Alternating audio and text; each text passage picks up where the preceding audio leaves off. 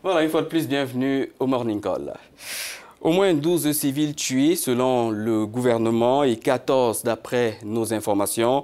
C'est le bilan du double attentat commis par deux kamikazes dans la nuit de mercredi à jeudi à Ouaza, dans l'extrême nord du Cameroun.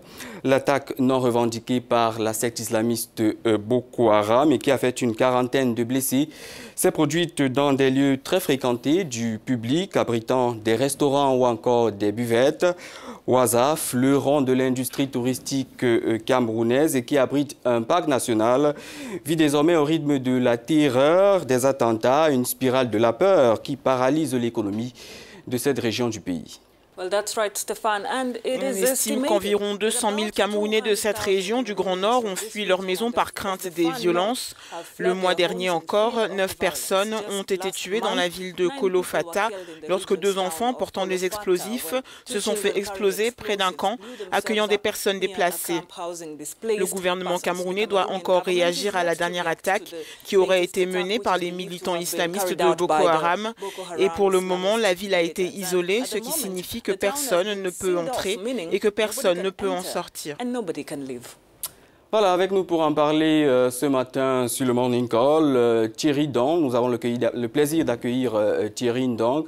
Il est directeur de publication du journal Intégration, spécialisé dans l'actualité d'Afrique centrale. Bonjour Thierry, bienvenue au Morning Call. Alors, ce double attentat survient quelques jours après l'attaque de Kolofata, on en parlait à l'instant.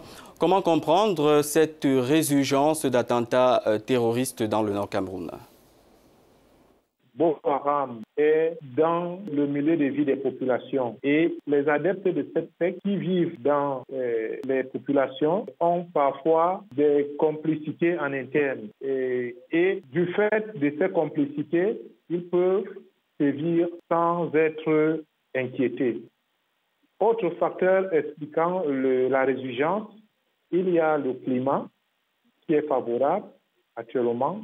Il y a le fait aussi que les frontières ont été réouvertes après avoir été fermées pendant plusieurs mois, j'allais même dire plusieurs années.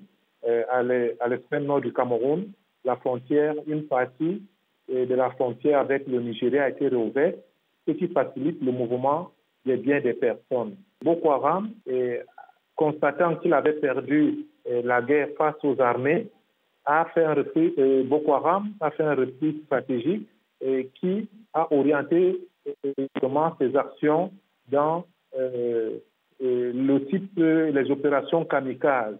Et ils exploitent des jeunes filles de 12 à 17 ans qui sont de bombes humaines. Bien, bien. Thierry Ndong, pensez-vous que le dispositif sécuritaire actuel puisse tenir face à ces infiltrations dans la population civile dans le Nord Cameroun? Malgré la bonne volonté des autorités camerounaises et de l'armée camerounaise, force est de constater qu'il y a des limites dans la mesure où les kamikazes se fondent dans la population. Parfois, ce sont des gens qui vivent tous les jours avec les populations. Nous avons interviewé une spécialiste, Françoise Mouyenga, pour ne pas la citer, qui nous disait dans le journal d'intégration de cette semaine qu'il y a des adeptes de Boko Haram qui sont comme des cellules dormantes au sein des populations. C'est-à-dire qu'ils sont adeptes de Boko Haram, ils retrouvent leur milieu de vie habituel, qui était leur village. Ils vivent pendant des mois, tout soupçon est levé autour d'eux, et c'est quand on s'attend le moins qu'ils frappent. Notre limite, c'est même qu'au sein de l'armée, on a quand même constaté des cas d'indiscipline, des querelles intestines qui distraient parfois cette armée au front contre Boko Haram.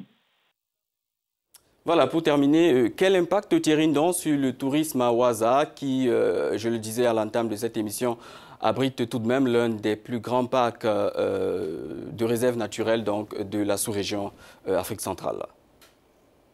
Les Occidentaux notamment les ressortissants de l'Union européenne, sont interdits de voyager dans le Nord Cameroun.